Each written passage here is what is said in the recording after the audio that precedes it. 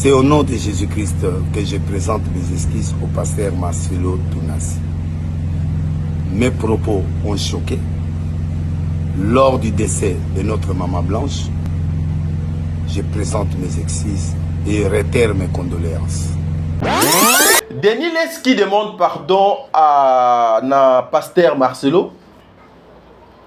Denis Leski est en train de reconnaître d'avoir choqué à travers ses propos. Denis Leski est conscient d'avoir la sortie médiatique au Ezokisi. Et pas fallu pour le bienvenu, il faut commencer à dénigrer Aigle. Moi ça fait comment ça Aigle. Maman Aigle jaune, bon dengue babingae. Cilia, ouais Cilia. Il faut fingayer. Il faut finga faire. Il faut dénigrer faire. Il faut finga faire jusqu'à un niveau que des fois vous avez l'idée il y a kozwa bilo kwa kati bo bimisi yango bo bandola kisango. Il faut ofinga. Il faut finga kofi. Ofingi kofi, ofingi nzoto wa kofi, ofingi nzoto wa mama kofi, ofingi nzoto ya mwasi ya kofi. C'est comme ça tu seras le bienvenu. Pemeni ya Fali Poupa. Papa Fali et papa Ferré. Musique bozo pesa biso. Mingongo bozo pesa biso. Mais qu'est-ce que vous donnez? Qu'est-ce que vous semez? Namitu yaba jeune ya mboka Congo. Regardez comment comme ici beaucoup de jeunes, alors je dis beaucoup de jeunes, des voyous, des impolis. Regardez papa Fali et papa Ferré, comment Bozoko détruire mœurs. Aujourd'hui, pour être plus proche de Ferré Gola, il faut oye banano ko finga nana ketchup, faut oye ba ko finga Fali. Faut oyeba ko finga bapara Fali bakufa, faut ofinga la famille de Fali, il faut finga l'entourage de Fali pour être le bienvenu et pas faire égola. Papa Fali et papa Ferregola, vous êtes deux parents vous deux. Aujourd'hui, bozalaka na esengo de voir ce que ba travailleurs na bino basalaka. Mes frères, batutu bazo laksaka binomi tuka na réseaux sociaux. Bilamba na réseaux sociaux, ba voyage, baza elo côté ba impressionniste. Baza bato yo bazali na mission, il y a recrutement, il y a enfer. Non. Era tu en fais un peu trop. Era connaît tout. Era asala nyonso. Era azana tout. Mais je vais poser une question aujourd'hui. Era azana combien de sociétés na Congo? Era a combien de parcelles à Kinshasa? Era a fait quelles études? Il a combien de diplômes? Era aza na société nini? Asalaka donc na société ya nani? Est-ce que Era aza lokola ba biso o ba totoza ba indépendant? Non. Era c'est un monsieur qui dépend que des autres, qui court que derrière les autres. Le bonheur est plus grand lorsqu'on donne plutôt que de recevoir. L'orphelinat Vida, paradis des orphelins, entre chez vous, toujours dans les cadres de Matthieu 7,7. Demandez, on vous donnera. Alors si nous sommes là avec mes soeurs, mes enfants, mes chéris, juste pour nous rappeler le message Oyo Pesami na biso que tozongela osungaba na biso. Les orphelins ont besoin de nous. Alors les loso qui na yezaka jusqu'au rappeler na biso que orphelinat Vida ezali toujours coexister, bana baza toujours na besoin na biso. Si nous sommes mandatés par notre Dieu. Alors voilà, le temps nous est donné et on met le message au Père Kolobete. Tozongela, premier amour na biso ya ko soutenir. Bana na po lelo balia, bana lo po lelo batanga. Bana na po balala na place ya bien et yo sengaka lisongi na yo nanga. C'est pourquoi nous avons besoin de votre aide financière tant qu'autre pour soutenir ces enfants et leur apporter de la joie. Même le plus petit geste de votre part seront très appréciés et suffisants pour atteindre notre objectif. Awa tozali na orphelinat Vida Jardin d'Eden. Esika oyo to enkadaka bana na biso, bana na bino. Soki toyaka mingi pa na bino, ezaka mingi pona lisungi ya bana. Awa tozali difficulté ya mai. boyede biso ba citerne na mai po togardaka mai. Bana bazangi bambetu ya kolalela na bamatela biloko ya kolia boyebi keno bana baliaka chaque jour lokola bato nyonso bilamba ya kolata bakisi boyebi mpe bana bakendaka classe. En tout cas botika biso te bosunga biso. Nous devons vraiment soutenir nos enfants. C'est nous qui sommes leurs parents maintenant. Pour l'amour de Jésus-Christ, venez en aide, venez soutenir ces enfants, ne fût-ce qu'avec $1, $2, $3, $5, ça va changer la vie de ces enfants. C'est lui qui a pitié du pauvre, prête à l'Éternel. So please donate today. Through your donation, no matter how big or small, can make a difference in these children's lives. Appel pour soutenir, appel pour faire un don pour la gloire de Dieu. Que Dieu vous bénisse. Pour ce, papa, maman, grands frères et grandes sœurs, vos dons permettront à ces enfants de survivre. Alors soyez généreux envers eux, car ils n'ont pas décidé de leur sort. Pour toute question ou demande d'information, n'hésitez pas à nous écrire et faire parvenir vos dons. Que le Seigneur vous bénisse.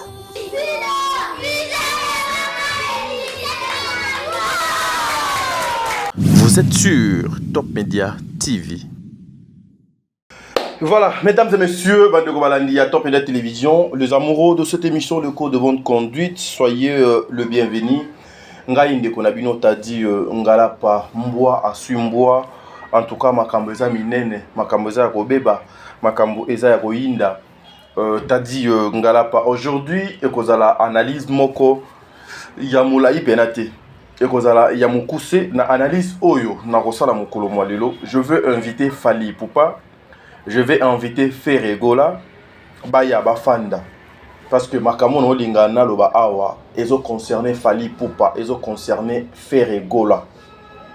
Personne ne va me contredire aujourd'hui ceux qui n'a lobby était Ferregola na Fally Ipupa. Babomi musique ya Congo, Ferregola na Fally Ipupa. Bazo détruire mœurs, Ferregola na Fally Ipupa.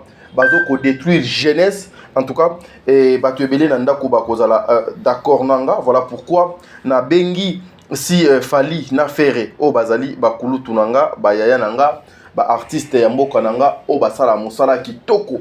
Pourquoi na lingi bango bafanda? Parce que kambo to solo la awa et ko concerner bango.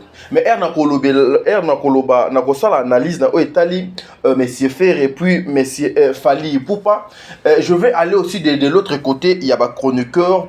Je vois non lobela ba chroniqueur o nyonso bazo ko accompagner artiste wana na koyana o etali ndeko era okozwana kiti na yo fandi parce que lelo je veux essayer un peu ya koyeba era a sala étude nini, era a combien de diplômes, era a combien de sociétés au Congo, era en Europe a combien des entreprises, era na Congo azana ba contrat boni lelo to solango awa parce que après un temps vous devez arrêter d'emballer bana batu jeunesse oyo bozwango nyonso boko tango na ba poche pour na ba chimère pour na ba n'importe quoi pour na ba bêtise o bozo ko laksa biso na ba etando eke awa. En tout cas serrez vos ceintures et aussi nous allons parler il y a Denis Les oyo aye ko présenter ba excuse naie na pasteur Marcelo et moi je na loba kiango lobby en tout cas ça sentait déjà très mauvais de la part il y a Denis Lesi ndenge eko senga pardon to ebité eko suka ndenge nini bandeko balandi ya Top Media Télévision. Moi je suis en train de continuer justement de faire mon travail parce que c'est avec ce travail ici Ndelié Sakanga Ndesala Nyonso. Mon émission ça s'appelle le code de bonne conduite. Et ça la thème mobimba le code de bonne conduite. Makambo na salaka ezala na kati ya émission nanga. Ba thème o nga na développaka awa ba makambo na yaka komema la communauté ya bato balinganga même ata ya mokie wana o balinganga oyo ba préféraka moi savoir ya mokie o nga na zanango. C'est une émission on a lukaka echa bato nyonso à l'aise echa tout un chacun na place na ye. Et vous savez, je peux jamais parler il y a culture sans pour autant de vous présenter cette femme au nom de Belvi Kondi.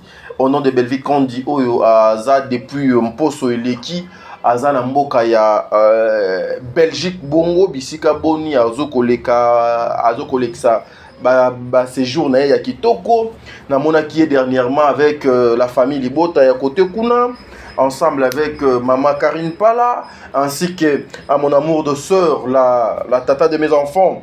Tous à habitude il y a kobenga na bongo Mpinga Love, donc ça dit Mpinga Love depuis Belgique kuna nzambe a continué kozala na bino, bien que madame Belvie azala absente au pays, mais Bellard Production est en train de fonctionner. Ezo salaka ndenge et salaka, ezo kendeka ndenge et kendaka. Après film na biso na combo ya mon enfant. Oh, à peine on doit moi 3 minutes pour expliquer certaines choses au batu ebele ba benginga pour na o Italie, papa Serge, maman Top na maman Étoile. En tout cas tokoluka moi pe awa na meka un peu ko expliquer babande ko moi certaines choses moi mulili moi bodo ezawana. Bellevue avec Bellard Production, Bamemeli Biso produit ya kitoko o na combo ya indécrottable. Indécrottable ezali film o j'en suis sûr.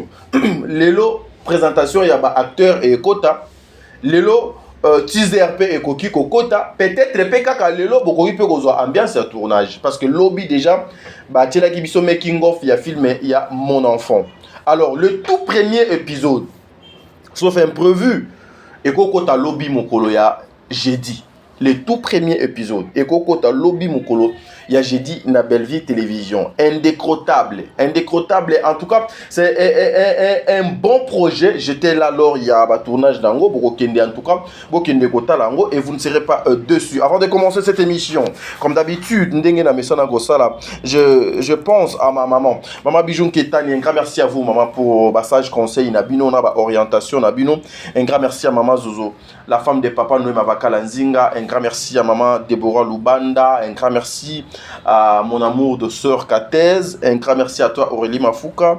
Un grand merci à Marie Tabora. Un grand merci à Maman Diasonama. Maman Diasonama depuis Montréal, Luana, na Canada. Avec toute la famille Maman Diasonama, maman, je vous salue et je vous aime comme ça, maman. Un grand merci aussi à Maman Émilie Setimainga. Un grand merci à Madeleine Aketa qui a toujours l'habitude de commenter dans mes émissions. Un grand merci aussi à Maman Nathalie Nana Moussibou. Maman Nathalie Nana Moussibou, que le bon Dieu vous bénisse. Un grand merci Nabino Baïnion sur Bokozoli Bakuya Kolanda. Émission On a top et de télévision. Berthe Konde Mbongwa propre, l'infirmier clinicien depuis Montréal, na Canada. Voilà, suivons l'extrait, il y a film Nabiso, mon enfant, et puis on se retrouve tout justement après pour la côte vraiment dans notre émission. Suivons. La semaine de la couture à bonne santé, bonne mine, Penza. La couture à bonne mine. Merci beaucoup. Mais on peut la casser comme ma cassière. Bon, ben gâté pour l'année, mais la reçoit. Il y a un taxi télémacana, il va dérangement. Et puis tu as une convention, tout ça là, je crois 2 semaines. Et puis na zongi na bina le. Ça na na zone aéroport. Ozoa ka yo moko boloka le kazate. Na benga ki yo quand même. Et là pende comme Singapour na benga ki yo. Na zui Alex. Ah, so la kina Alex. Mais Alex a compliqué, a très impoli. Oh. Alex modèle à répondre à Ngaï, sur Kazaki en face d'un ticket na cicatrice. Mais c'est pas normal. Et bien voilà, nous sommes là, mesdames et messieurs. Boutaki Kolanda, extra film Nabino. Film yana déjà et Silaki na Bellevue Télévision. Mais na sinalaka na bandeko. Lorsque bache film wana, lorsque film wana eleki, lorsque commune Souka ba efasa kate. Etika la kanakata Bellevue Télévision. Ce qui aura taki épisode moko zonga na lombango obani pena na épisode ya liboso ti na place suki komona ete compréhension na yo ya film, compréhension ya histoire, compréhension ya scénario, compréhension ya makambo nyonso ekoleka na kati ya film yo oko comprendre yango na ndenge elongo bani. Mon enfant, un bon film, un meilleur film o lelo etalisi bandeko ebele makambo ebele o bato ebele ba ignoraka. Aujourd'hui, j'ai beaucoup de questions sur ces films. J'ai beaucoup de questions au bazo kotuna. Semence au bazouaki. Il y a Étoile, na Serge, na Top. Neba semence Étoile, na Serge, ne bazouaki, batiango na nzoto a Top. Ou eza semence ya Serge, bazouaki, batiango na nzoto ya Top po Top apé sa naissance. Nakanisi question oyo ezongi na bato ebele. Ici, ceux qui bolandi histoire au bien, vous allez constater que acteur ou bien concepteur, il y a film Oyo, réalisateur, il y a film Oyo, avait déjà défini Maman Étoile Lokola une femme stérile. Une femme qui ne pouvait plus, ou une femme qui ne pouvait pas donner une naissance, une femme qui ne pouvait pas concevoir, une femme, donc en bref, moi si Oyo akwaki kobotate, moi si Oyo akwaki omema mokumbate. C'est alors Maman Étoile, tout en connaissant son état, nde akenaki kosa la proposition et pas ya moninga na ye, ya bo mwana o bakoli na ye na kombo ya Top. Basa la cop na bango ndenge ezalaka. Pona koluka moyen parce que c'était les soucis de Maman Étoile. Je suis dans un mariage, dans une maison où je tout. Mon mari me donne nyonso, mais mobali nanga abotaka. Mobali na ye abanda kobota. Mobali na ye aza actif. Mobali na ye azaki na facilité ya kopesa moi sizemi. C'est comme ça que Maman Étoile, c'est comme ça que Maman Étoile a sala en sorte que bazwa semence ya Serge, batia na nzoto ya Maman Top pour permettre na Maman Top abota mwana et mwana wana abima lokola mwana ya Maman Étoile. Basangisaki 3 semences te. Basangisaki 2 semences. Eza semence ya Top na semence ya Papa Serge. Éclaircissement onga il fallait na pesa ya mwana loba kenga pe na bosana, loba kenga pe na bosana, loba kenga pe na mikosa parce que peut-être ndenge na taleli film na ndenge nga na comprendre le film ezali yango te. Mais de ma part, ce que j'ai compris c'est ça, semence ezalaki ka juste il y a 2 personnes. Serge et puis Maman Top. Nde epesa kibiso bana ya mapasa wana et vous avez vu conséquences nini et memaki, mais ça veut pas dire que non na bamakamo nyonso bande kona biso basalaka ezala na mikili ya mpoto ezala awa na Kinshasa nde conséquences wana kaka forcément il faut ya non ezala baka par cas. Aujourd'hui vous avez vu Oyo ekomelaki Maman Étoile nanda kuna ye na Papa Serge pona mwana na bango Alex. Généralement bano nyonso balukaka ya koluka et kozaka bator ezana bana ebele ba mama baluka mobali azana besoin kaka mwasi nanga il faut doit pesa nga mwana mobali ake atamboli bandako banganga atamboli pa ba pasteur ba misusu kutu bakendaka abimi na mobali mususu libanda po aluka moye kaka azwa zemi et zemi wana epesa ye mwana mobali po asepelisa kaka mobali na ye o bazana ndako. Seul Dieu sait. Ce sont des erreurs. Ce sont des erreurs, oui, moi je le dis, ce sont des erreurs. Oh, des fois, bisoto font la porte au diable. Or, il y a beaucoup de facilités. Orphelinat et Zali, vous pouvez adopter. Vous pouvez. Donc, seul Dieu sait. Na maman, na papa, en tout cas, je présente aussi au départ tous mes excuses parce qu'il y a beaucoup de mamans au Péba Bengi que nous sommes blessés, nous sommes choqués. Patati patata. Ezalika leçon, ezalika histoire, ezalika film en tout cas et kozala malamoté ceux qui ba maman belé na ba papa belé bazoki mais mon enfant est un film oyo ezaki na ba conseil belé ba orientation belé makambo belé na kati ya film wana. Voilà, mesdames et messieurs, nous venons ici. Denis Leski demande pardon à na pasteur Marcelo. Denis Leski est en train de reconnaître d'avoir choqué à travers ses propos. Denis Leski est conscient d'avoir causé la sortie médiatique Oyo Ezokisi, le pasteur Marcelo. Que Dieu vous bénisse. C'est avec beaucoup de regrets, avec larmes aux yeux, que j'ai compati avec mon frère pasteur Marcelo Tounassi. Merci peuple de Dieu. Bien-aimés dans le Seigneur, c'est au nom de Jésus-Christ que je présente mes excuses au pasteur Marcelo Tounassi. Mes propos ont choqué. Lors du décès de notre maman Blanche, je présente mes excuses et réitère mes condoléances. Que Dieu vous bénisse. C'est avec beaucoup de regrets, avec larmes aux yeux, que je compatis avec mon frère pasteur Marcelo Tounassi. Vous savez, et comme on comme moi trop dans la communauté Nabiso, les réseaux sociaux, même les responsables, même les parents, comme ils utilisent en kaka ndenge bandeko na biso bilenge pe bazo ko salela justement na atteindre objectif nanga parce que tout un chacun de tozabo et chacun a ses objectifs, chacun a sa ambition na ye.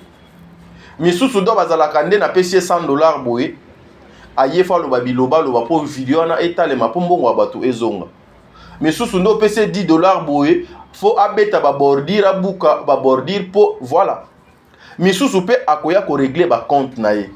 Peu de personnes qui sont dans le norme et qui respectent le principe. Parce qu'il y a un événement, parce qu'il y a une situation, alors je vais profiter de cette situation de faire un nom. N'a créé buzz, n'a payé sa macam, n'a créé macam. Il y a trop de conséquences. Le pardon, oui, le pardon est une puissance qui libère. Mais aujourd'hui, les cœurs blessés. Aujourd'hui, information à ma bé au tché dans mon tout. Aujourd'hui, ma camion sont au véhiculé dans ma famille à Batou. Ça choque. Mais du fait que c'est un papa, Denis Lessi, c'est un papa, c'est un responsable aussi, un homme de Dieu, à reconnaître ma bénaye, à poussani pembeni yabana nanzambe à sengi pardon. Je pense que Bissika Oya sengi pardon. Et pas pasteur Marcelo qui est blessé, qui a perdu une personne trop chère à Vinaye. J'ose croire qu'Enzambe a fongola moté ma pasteur Marcelo pe a limbi sandekonaye Denis Lessi. C'est comme ça que makambo ezoko le kanambo kanabiso. Voilà, mesdames et messieurs, na loba qui était na fan si papa Fali, na fan si papa Ferré. Na ba travailleur na bango, na ba communicateur na bango nyonso. Na sangisi bango nyonso à l'exception ya motute. Aujourd'hui, nous devons définir la musique. La musique est lingi kolobanine. Définition de la musique est zanine. Bino nyonso na bandako boyebi. Oyo musique et lobby. O définition ya musique eza. Musique ezali art ya ko combiner son d'une manière agréable na litoi.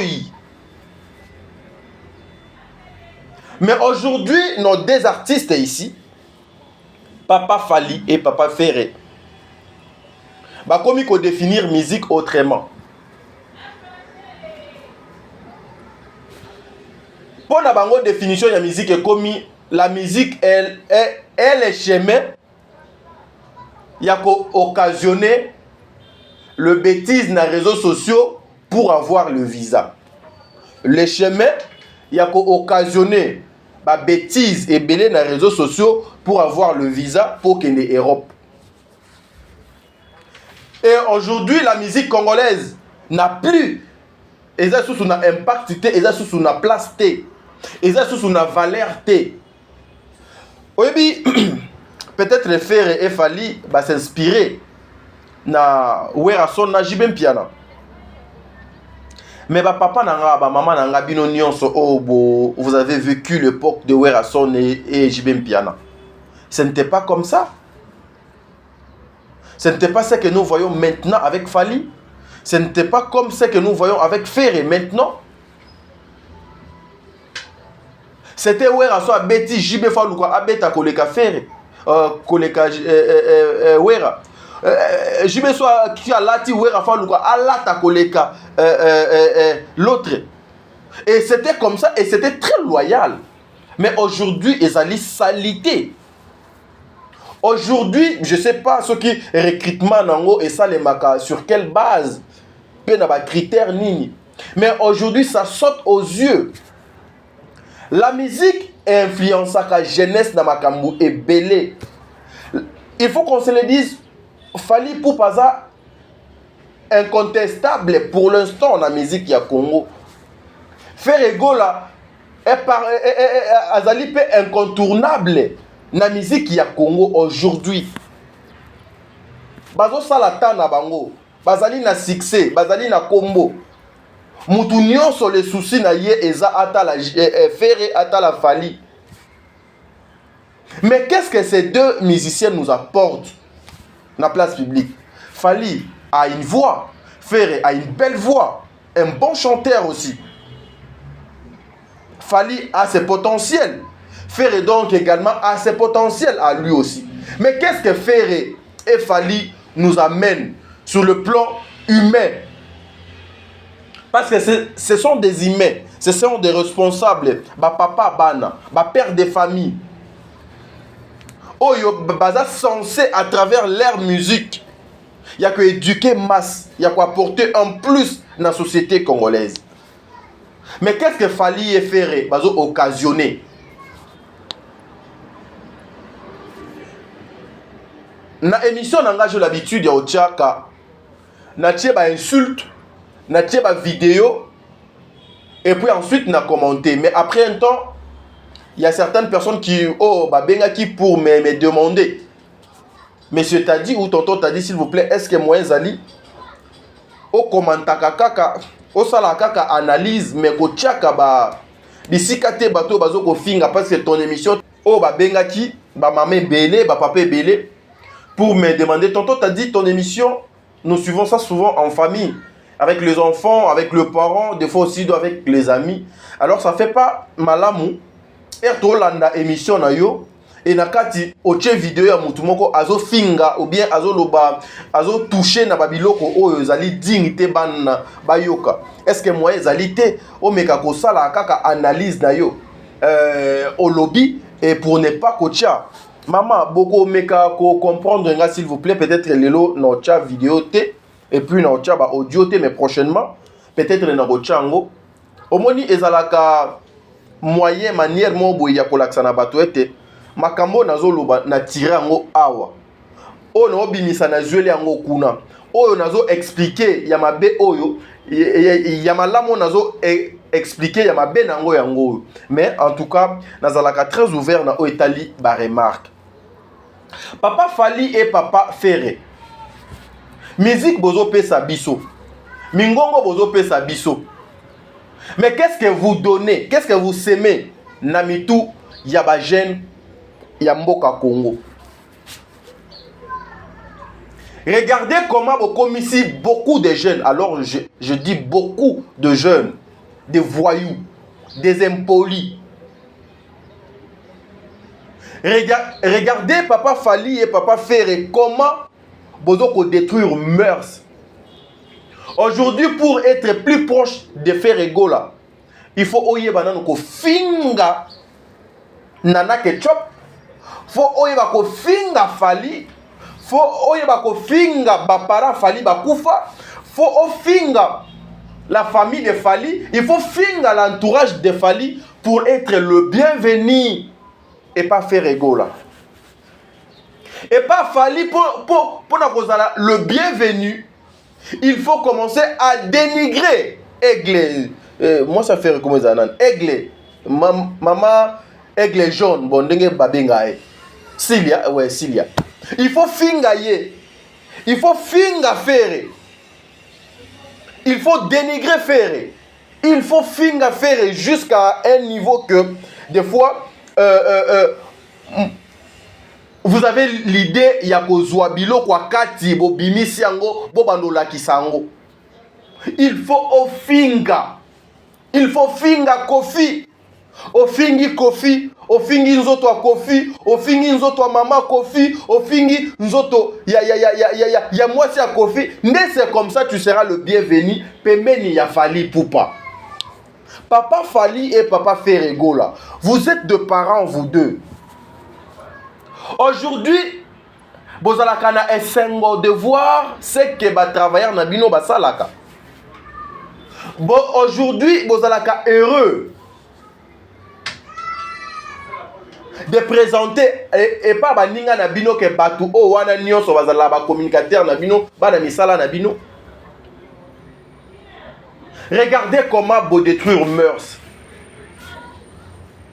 C'est ce qu'on dit la mauvaise société et bomaka mœurs. Yango to mona et pas fali poupa. Yango to mona et pas faire rigola.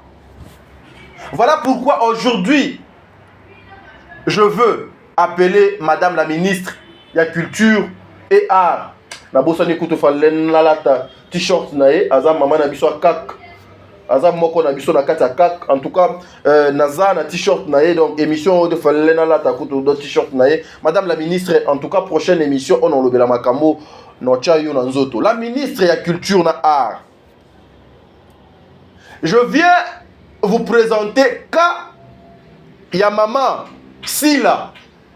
Ya papa Fali na papa Ferré. Ministre de la Justice. C'est ça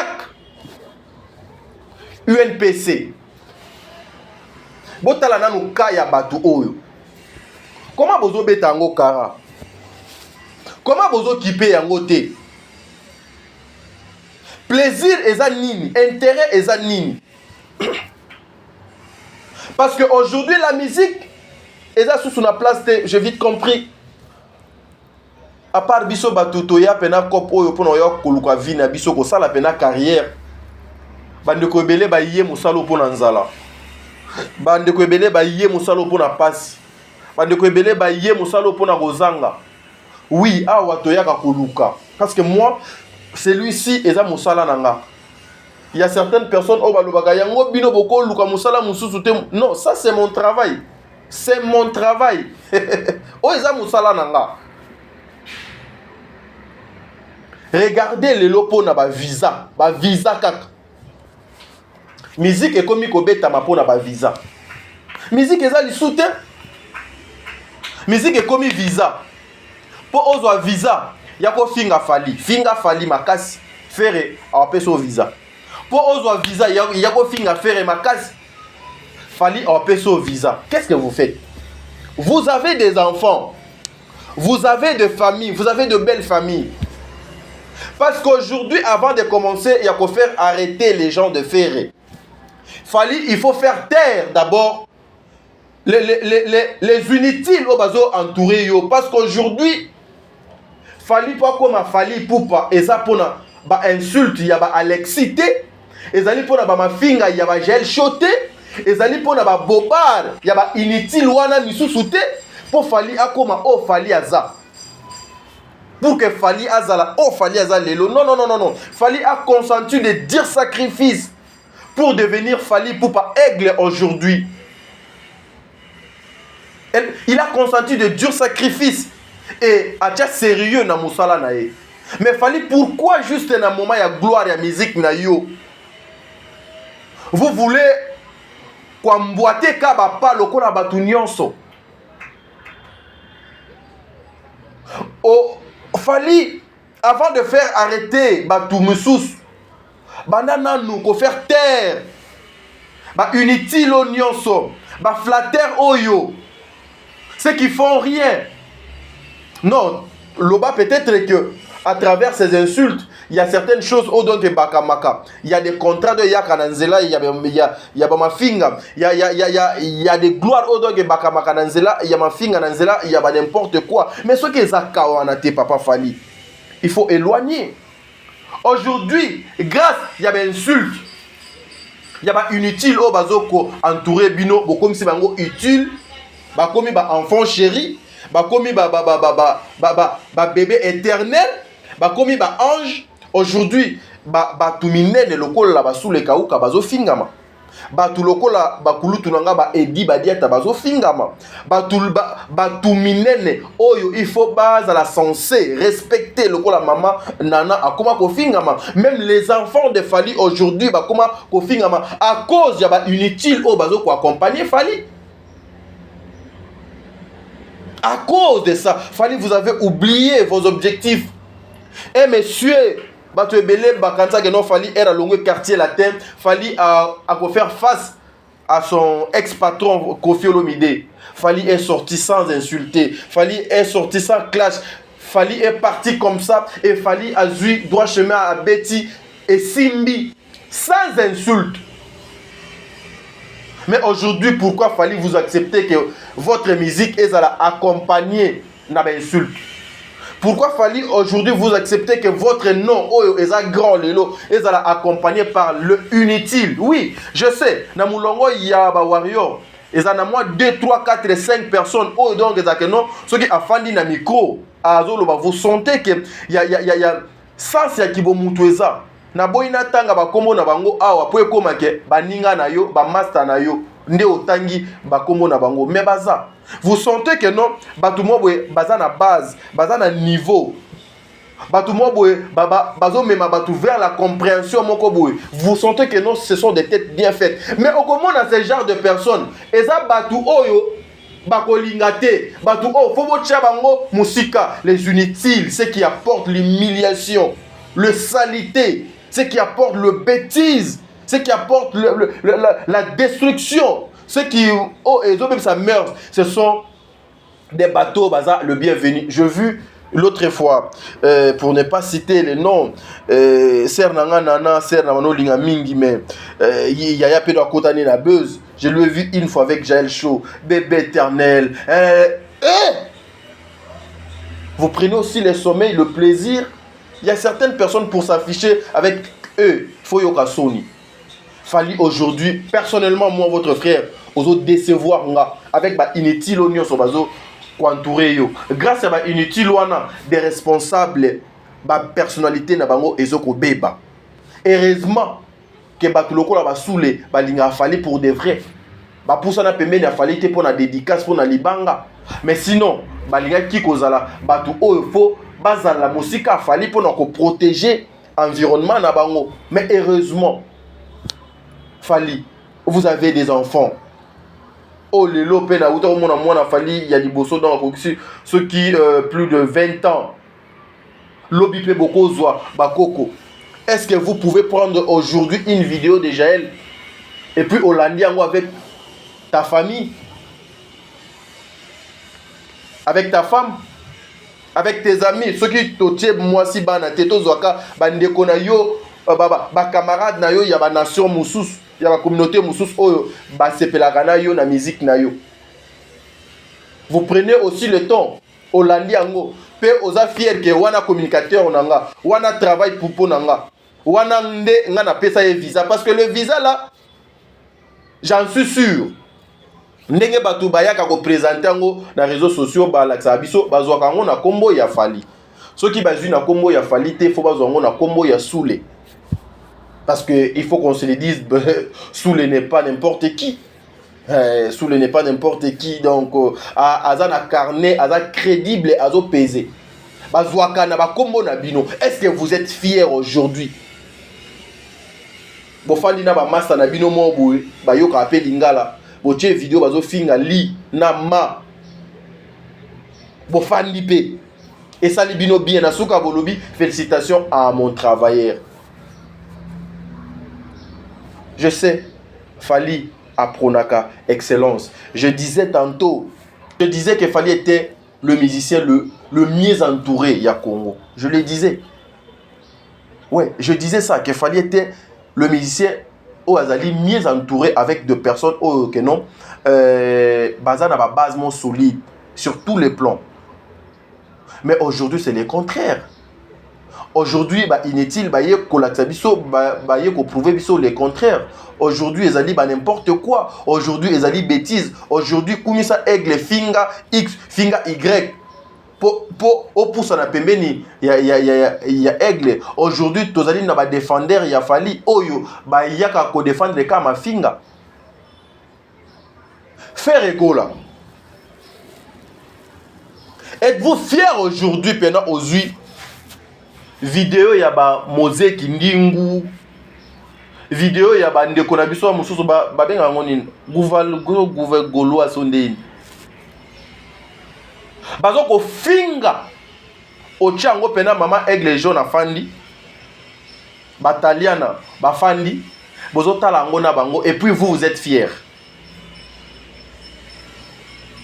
Ferregola, un grand artiste. Ferregola a une belle voix. Ferregola sait chanter. Ayebi Kobina. il a des potentiels. Est-ce que vous ne pouvez pas faire la différence?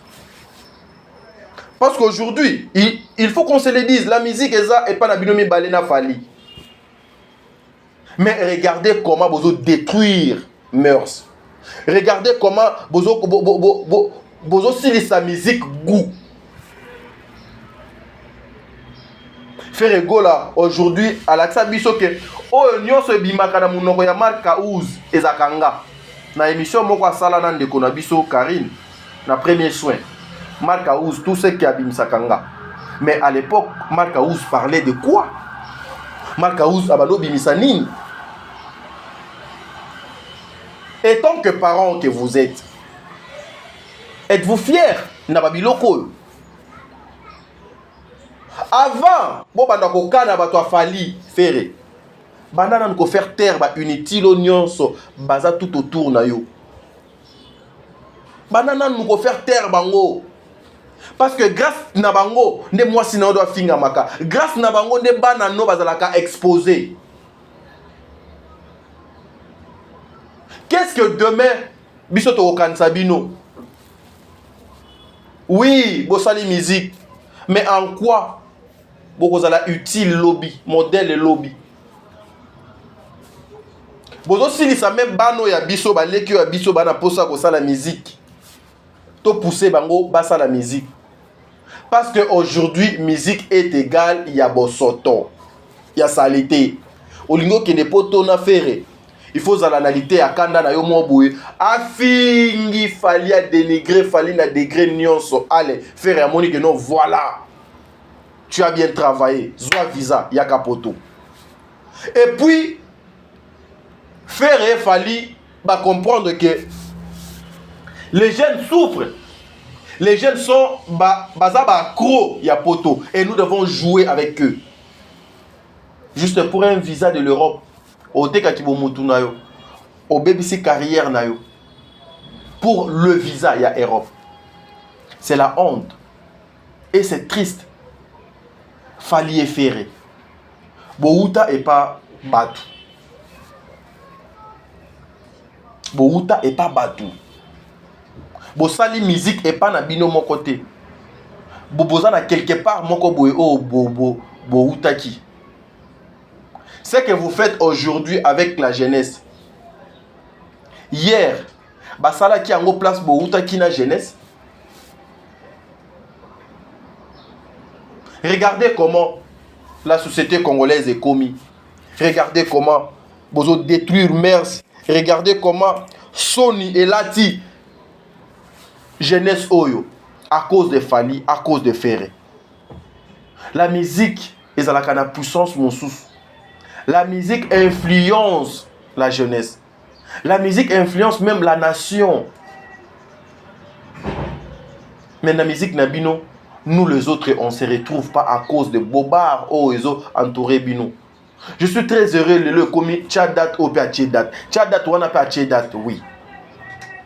Est-ce que vous pouvez faire taire non ba inutile oignon so baza tout autour nabino. Est-ce que vous pouvez laisser aussi la place na ba vraie valeur que quelqu'un passe à la télé aille à définir la musique au faire à zoko sala.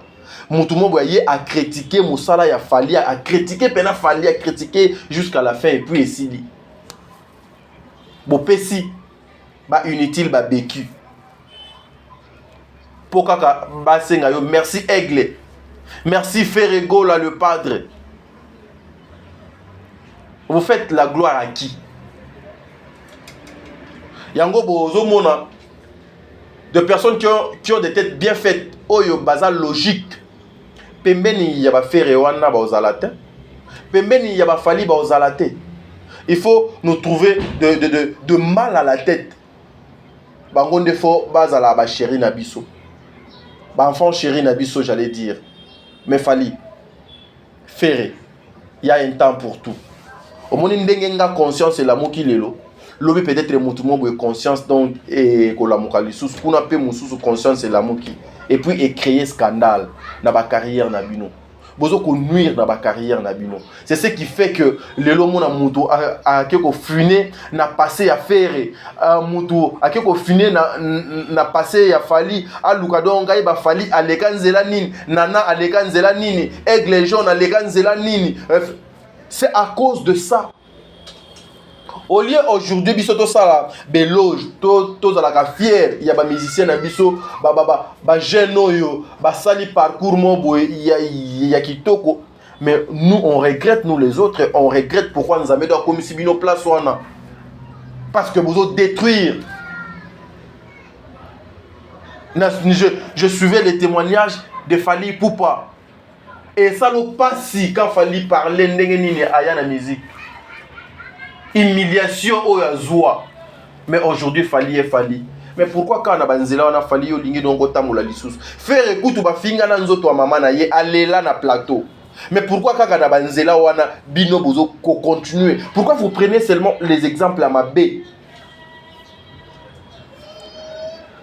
Je reviendrai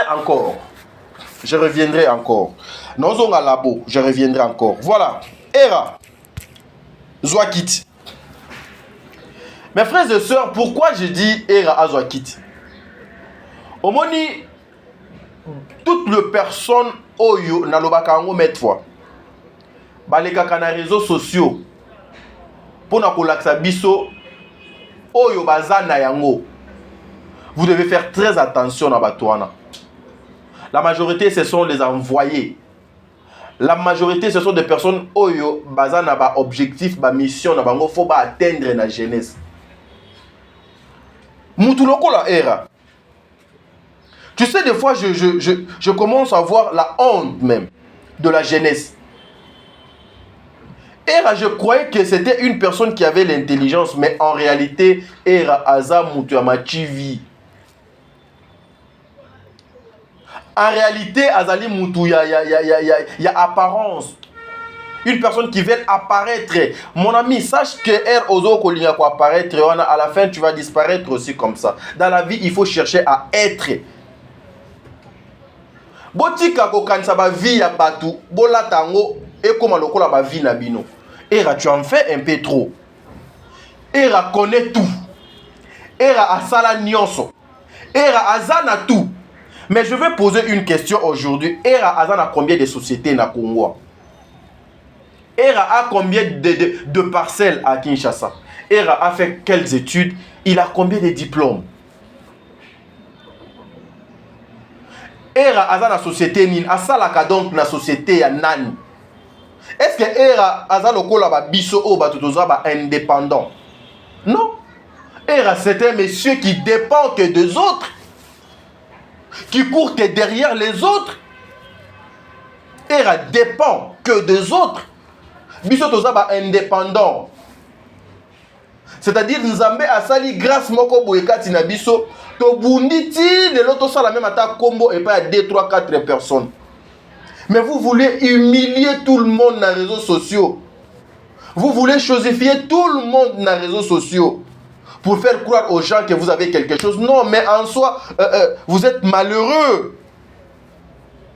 Vous êtes malheureux, vous êtes le moindre peut-être. Il y a bande ko belé do minimiser à la place publique, ce n'est pas bien. Vous dépendez de gens. Bobo dépendant na bat. Boko ya koloba à la télévision na sima boke kolela, boke boleli. Boke boleli ba sunga bino ba pesa bino ba kabela bino ba pesa bino ba sopeka. Mais vous venez à la télé comme ça pour nuire aux autres, pour dénigrer vos amis, vos collègues. Et puis, bozala na sonité. Il n'y a que des chiens, nde bazalaka à vomir, à zongi les choses, à lier biloko donc à sanzi. C'est la honte. Et à moi, je regrette.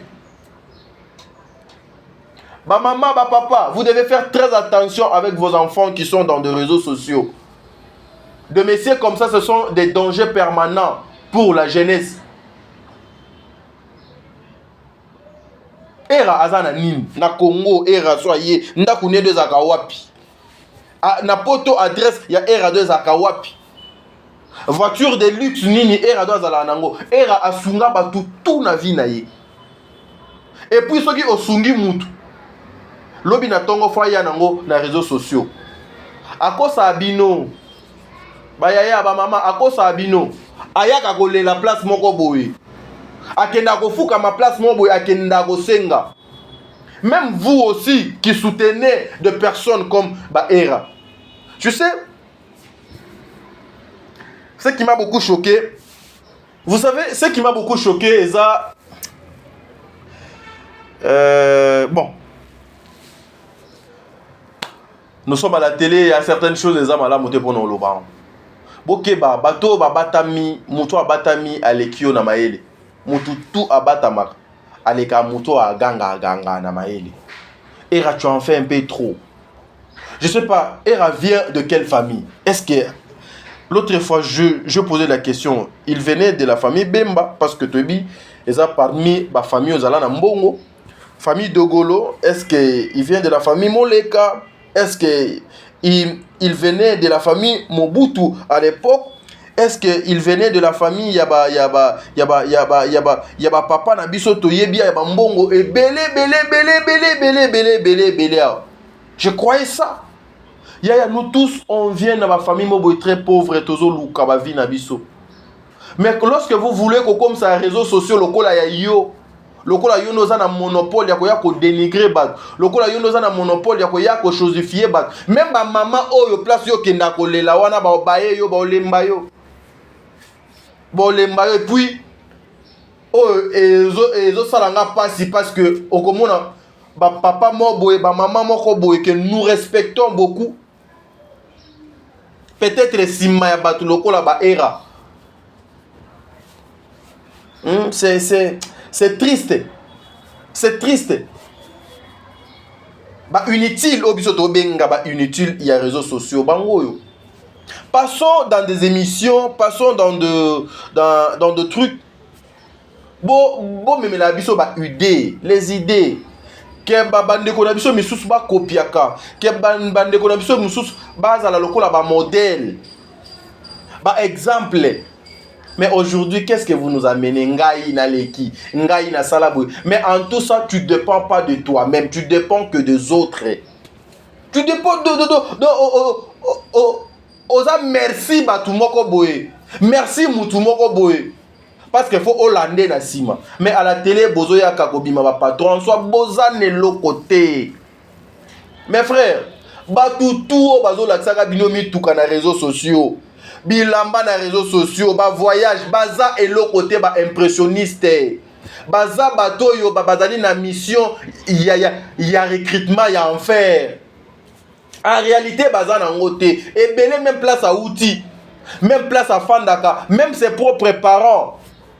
Ata mutoza na téléphone ya malonga muna azate. Ndako malonga donc ezate vie ya malonga ezate. Mais na place publique bakoya kobima lokola bisonde toleki batunyo son nom. Mes frères et sœurs, vous devez faire très attention. Ce que vous avez là, c'est ce que le bon Dieu vous donne. Mais Era oezali avant goût. Avant goût. Je reviendrai. Quand on est dans le pour ma faire et n'a fallu, je reviendrai. Dans quel labo? Et on a des trucs. Nous avons des trucs ici. Nous avons des trucs. Madame Webele, vous faites la honte. Era, trouve-toi un travail. Era, cherche à devenir indépendant.